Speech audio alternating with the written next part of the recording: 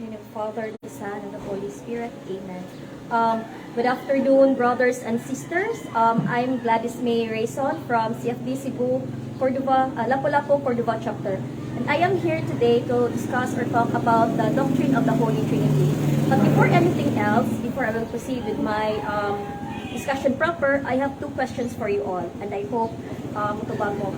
First question, do you agree that learning is, do you agree that unlearning is learning? Kinsa ninyo ang mo-agree? Yes, I agree. So, agree kasi si Suzy. Kisay, dili mo agree. In between mo, agree. Walay dili mo disagree? So, walay ni disagree? Sure? Sure? Kaya mo disagree, librehan ako. Okay, so second question. Do you agree that 1 plus 1 plus 1 is equal to 1? Kisay mo agree ninyo? Kisay mo agree? Wala mo agree nga naman. Why? Why? Because logically it's incorrect. Because sa ato ang matematika, atong math subject, we're taught that 1 plus 1 plus 1 is 3. Maybe you are wondering why I asked you these questions. Well, we'll know later on along the way sa ako ang discussion. You will understand why I asked these two questions. Okay, so now I will proceed with my discussion proper. So, Holy Trinity. When you think of Holy Trinity, it's like mysterious kay siya, no? So, mysterious kay siya atong paminaw ng Holy Trinity. So, why? So, mysterious siya, which is tinuod siya, no? Which is true because our atong sibahang Katoliko nagtudlo according to CCC 234. The mystery of the most Holy Trinity is the central mystery of Christian faith and life. It is the mystery of God in Himself. So this is true nga the Holy Trinity is a mystery because it's the central mystery of our Christian faith. Why? Because we will not be able to understand the mystery of incarnation if we do not know or grasp the mystery of the Holy Trinity.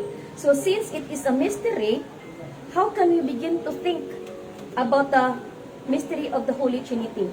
So the Holy Trinity is the mystery of God in Himself. It is the mystery of God's inner life, and we only come to know of it by way of divine revelation.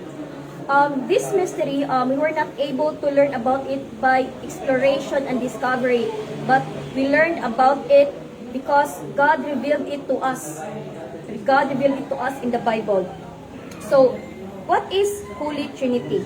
How can we describe Holy Trinity in the simplest way? No? So, we can describe Holy Trinity in the simplest way by simply 3-in-1. So, unsa man na siyang 3-in-1? Dili na siya kanang kape nga 3-in-1 ha, or kanang appliances nga 3-in-1, 3 functions in one appliance. So, dili na siya mao. Kani siya pinakasimple lang siya. It's not simple lang siya to describe, no? If you want to describe it sa katong mga lisod mo comprehend. 3-in-1 in a sense that it is one God, one being in 3 divine persons. So, what is being? Isa makatubag ninyo nga what sum ng being and what is person.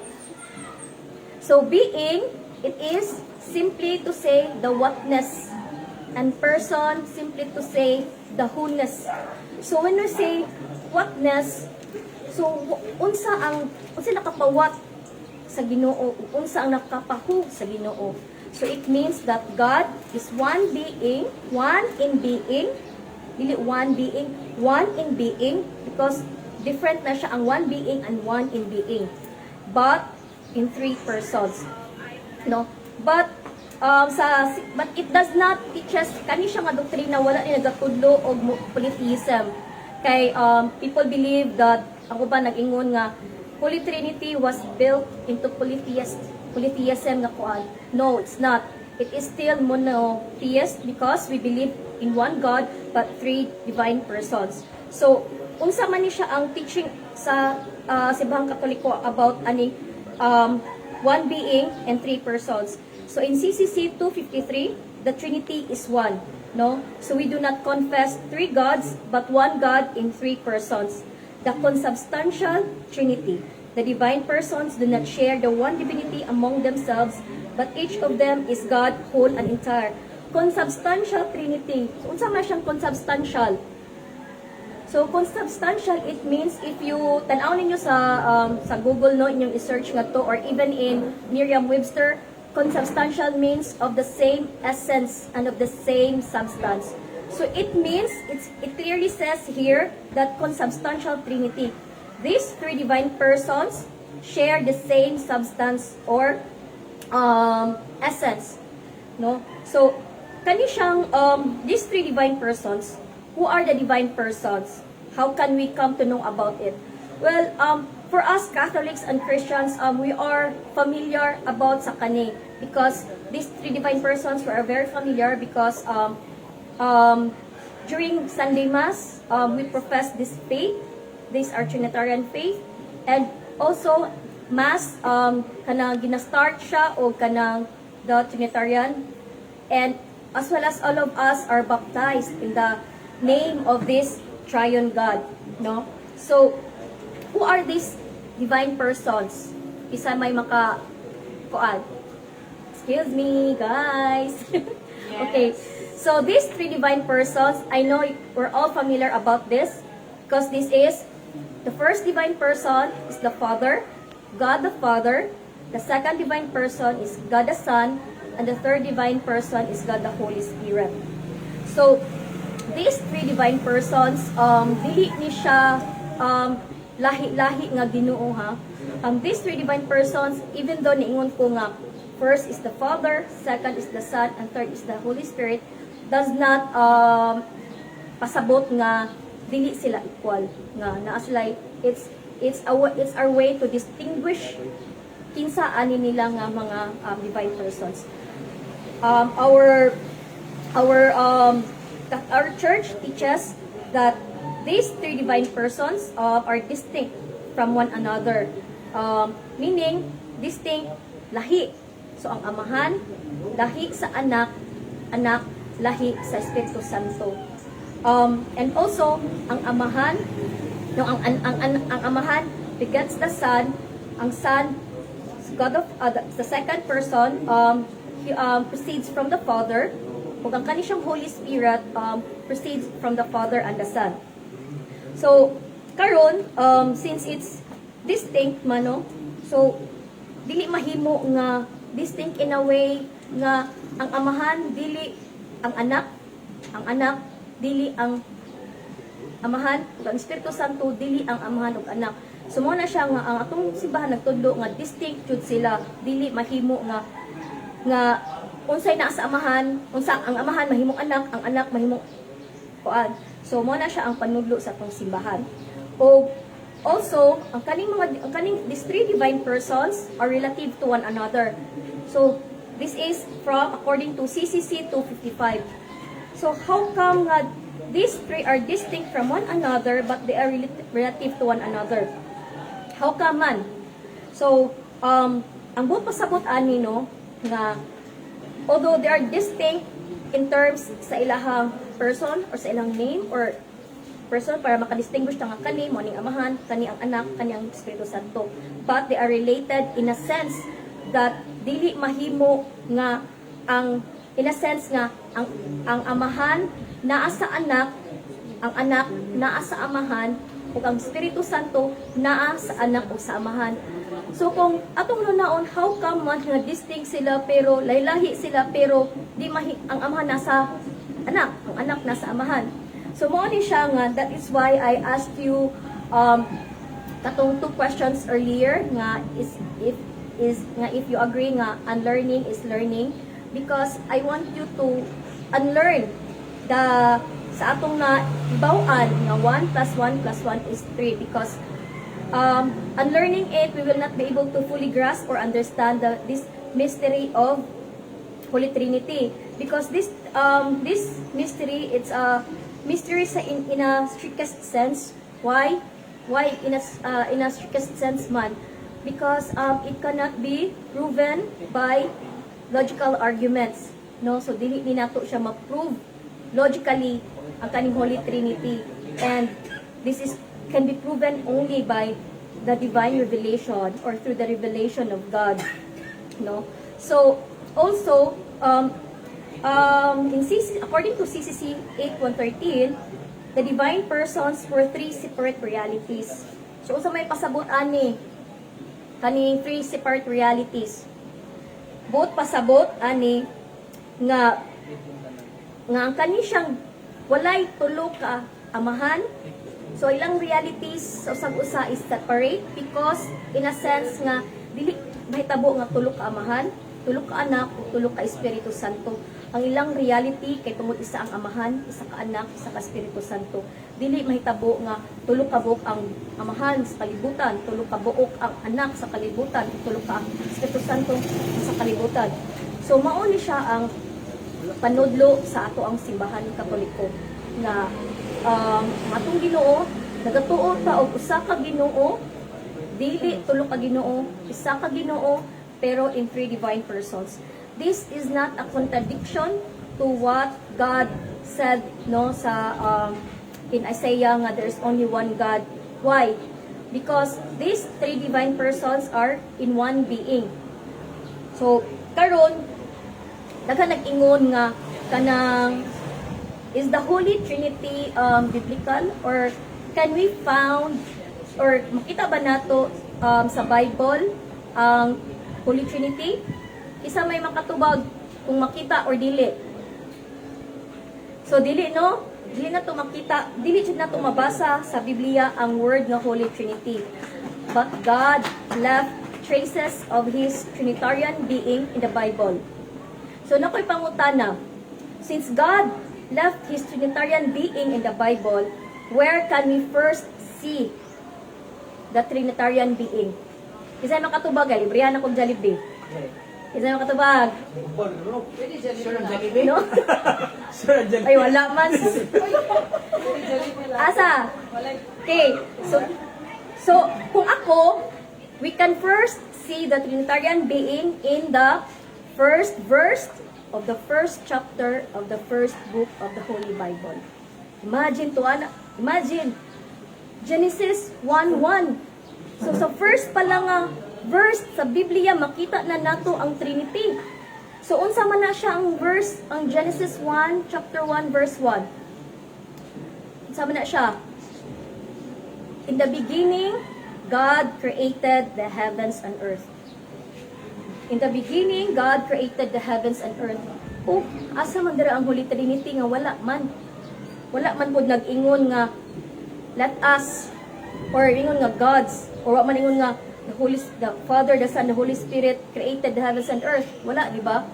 But mind you, the Old Testament is ang iyang original language niya it's from Hebrew. Nag-ingon bitaw sila na ng mga nag-ingon nga kanang ang Holy Trinity daw is not present in the Bible. And it is something kanang the Christian came up with tungod sa New Testament. Well, it's not because in Genesis 1 verse 1 makita na nato ang Holy Trinity. So ato ni siyang i-translate ang kaning verse 1. Kaning in the beginning God created the heavens and earth. So nagamit ko og Google Translate. So ako ni siyang ikuan if sa iyang translation sa Hebrew. In the beginning God created the heavens and earth. No? So ato ning i-play ang iyang original nga English. In the beginning created heaven and earth. So atong ipaminawon ang Hebrew. So it means Elohim ang gigamit sa term ka God. So if you will translate it, in the beginning God created the heavens and earth. So what is Elohim? Elohim, kung atong i-search na siya, kung ato yung ikuan niyang origin, it is the plural of gods. But it does not mean nga gods nga daghano. It's plurality but it denotes singularity. So ay pasabot ana. To give you an example nga para masabtan nato, sample ana kana mingon ko nga I want to buy a dozen of egg. Di ba wa mo pwede nga dozens? I still say dozen. So it means usa, singular. But it denotes plurality because in 1 dozen there are 12 eggs. So mao na siya no.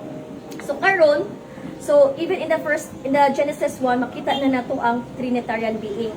And also since I have mentioned earlier that this mystery, it was revealed to us by God. So even God himself revealed it to us. No, even the Father revealed his Son to us. Asa man na, no? And even the Son revealed the Father to us. Sa unang panahon, during in the Old Testament, they see God as the Father in a sense nga because he is the creator, he is the provider, and he is the lawmaker, and he is the protector. But Jesus revealed the Father to us in a sense to his relationship sa iyang amahan. So no, lahi ang perspective nga gihatag ni Kristo sa tuwa sa atong amahan, no? Nga niya gi-reveal nga ang amahan na ay anak. Really, no? So karon so diri sa kuan so aside from that, no, ang even God revealed the Holy Spirit, it is also Jesus who revealed the Holy Spirit, no? Nag-ingon si Kristo sa katong sa Last Supper nga I will ask the Father to give you a paraclete, no? So karon there are so many verses in the Bible, in the Old Testament and New Testaments that points to the Holy Trinity. So karon let's see kung unsa ang mga verses in the Bible, in the Old Testament that points to the Holy Trinity, no? So first, katong mentioned earlier during the creation, and even on the same chapter, tuningon si ang Ginoo nga let us make man in our own image. Wala siya ingon I will make man in my own image. So kana nga verse daan signifies that dili ra siya isa. And aside from that, even in the Tower of Babel, in the call of Isaiah, in the exhortations to the exiles, reveals the Trinitarian being, especially sa katong call of Isaiah, na niingon nga, who will go for us, no? So, karon, so it is clear na, no? Klaro kaayo nga, even in the Old Testament, na exist na ang Holy Trinity. And also, there is a New Testament, actually, the revelation of the Holy Trinity in the Old Testament, it was revealed gradually, no? Gradually. But in the New Testament, the Holy Trinity was revealed to us completely, no? Na-complete ang revelation sa Holy Trinity. So, there is a New Testament, no? Daghan, especially in the life of Jesus, makita na to diri ang very clear and visible jud ang Trinitarian being, especially in the Annunciation when Angel Gabriel nag-ingon siya and the angel said to her in reply, the Holy Spirit, so the mention sa Holy Spirit, will come upon you and the power of the Most High will overshadow you.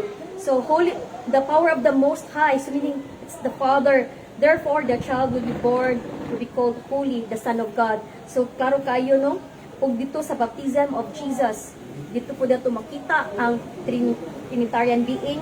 And even in the night of Jesus' suffering and in the ascension po of Jesus, iya pong ipakita nga ito nga niingon siya nga baptized in the name of the Father, the Son, and the Holy Spirit.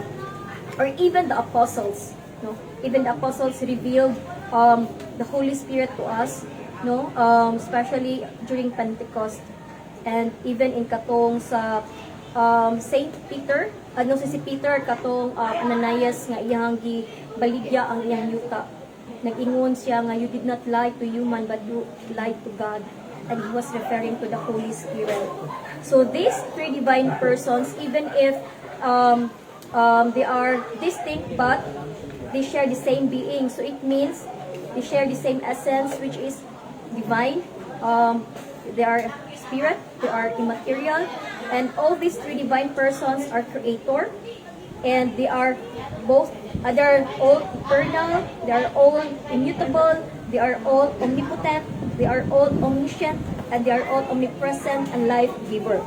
So before I will end this discussion, I will end this with a kanang, I'm not sure if you're familiar with the Shema. Shema, it's the prayer recited by the Jews daily, which is Yema Yisrael Adonai, let me wait ha, ako sa ikaw nakalimot ko sa to siya. So it means wait a moment. So it means nga yang ilang recite this daily. Shema Yisrael Yahweh Elonei Yahweh Ehad. So this means kaning Ehad is the Lord is one. So kani siyang Ehad, it's like a cluster of grapes, no? Isa minimum kag cluster, isa kang cluster but comprises of the grapes. So even sa Old Testament they declared this Trinitarian being. So I will end my discussion here, and thank you and God bless everyone.